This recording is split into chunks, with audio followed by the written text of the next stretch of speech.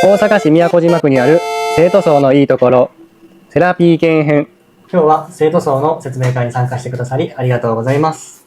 実は生徒層にはセラピー犬が出迎えてくれて、ご利用者様や職員を癒してくれてるんです。では早速インタビューしていきましょう。お名前は？何歳ですか？好きな食べ物は何ですか？生徒層は好きですか？